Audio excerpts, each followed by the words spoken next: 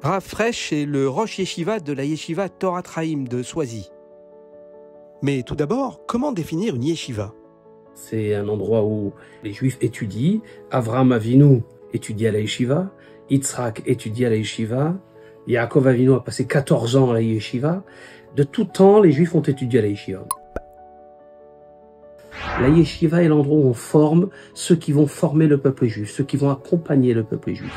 C'est le cœur de la transmission entre Akadosh Baruch Hu et le peuple juif, qui retransmet autour de lui la Torah et la liaison avec Akadosh Baruch Hu. Je dirais c'est le cœur qui envoie le sang aux membres de la communauté. Et quelle est la place du Rosh Yeshiva? C'est celui qui est à la tête de cet institut qui est millénaire.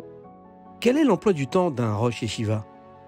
La matinée est le limoud, l'après-midi c'est le limoud, la soirée c'est le limoud. Voilà. Et je dirais la moitié de la nuit c'est aussi le limoud.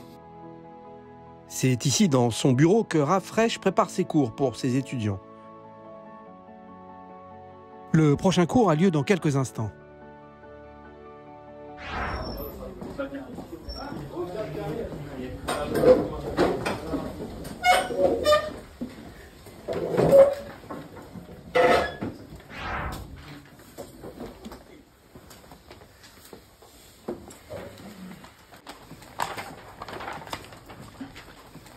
Ça, c'est la question qu'il faut se demander sur Tosot. Alors Tosot y répond en disant que c'est Arba Dvarim bli bochet.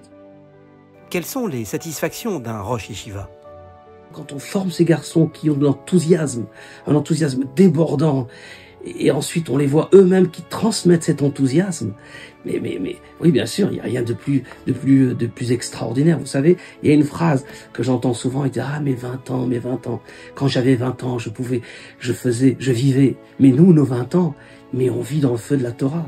Il n'y a rien de plus merveilleux qu'un garçon de 20 ans qui pense qu'il fait les choses bien, propres, jolies, profondes, intelligentes, et qui est heureux de ce qu'il fait. » Regardez la yeshiva, si vous pouviez voir, lorsqu'on se met tous à chanter comme ça, avec une ambiance de perception, de grandeur, oui, alors c'est une satisfaction profonde. Que des joies la yeshiva.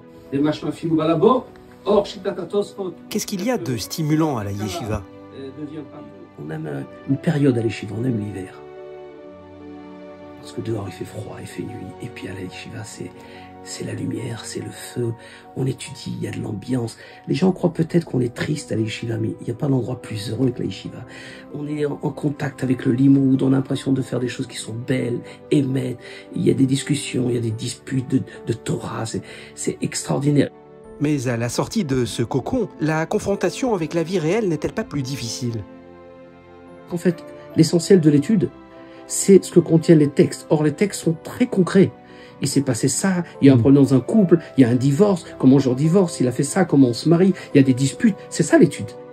En fait, à l'Yeshiva, on étudie la société et la manière dont la société est construite. On est concret. Et c'est d'ailleurs cela qui nous donne la force, c'est que quand on sort, cette concrétisation, on y est préparé. En résumé, quelle qualité essentielle doit avoir un Rosh Yeshiva? Conscience de son rôle et beaucoup prier à Kadosh Baruch Hu qu'il soit à la hauteur de la tâche qu'on lui a confiée. Et donc ça, c'est quelque chose sur une remise en question permanente. Il doit être performant tout le temps parce qu'il doit donner l'ambition et un niveau de limoud et qu'il doit toujours au plus haut possible. Donc il doit travailler, il doit être roche de la yeshiva. Si les baruchim travaillent, elle doit travailler 10 fois plus. C'est pas comme un professeur qui a appris et qui transmet tout le temps la même chose. Il faut aimer ses élèves, les aimer comme des enfants. Parce que vous savez, lorsqu'on a des jeunes de 20 ans, il faut savoir les aider à grandir, être des adultes et s'adapter au monde dans lequel ils vont rentrer. Il faut beaucoup les aimer, être à leur écoute, avoir beaucoup de temps, être disponible. On dit souvent, les Rosh Yeshivot, c'est des gens qui n'ont pas le temps et qui ont le temps pour tout. Il faut avoir une femme, un bon Rosh Yeshiva, qui l'aide à faire ce qu'il doit faire. Souvent, la femme de Rosh Yeshiva est la maman des Bachorim.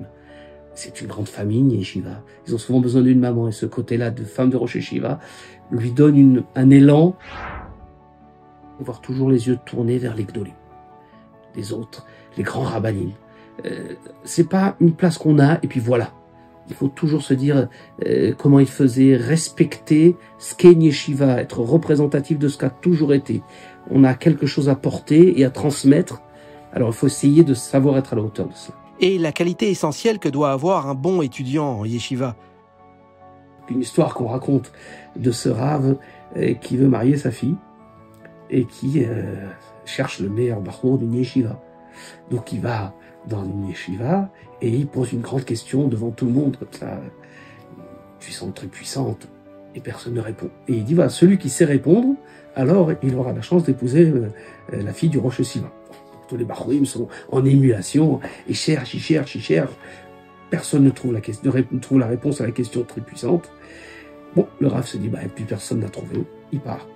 Il prend sa voiture et il démarre. Et puis tout d'un coup, il voit dans le rétroviseur un garçon qui court.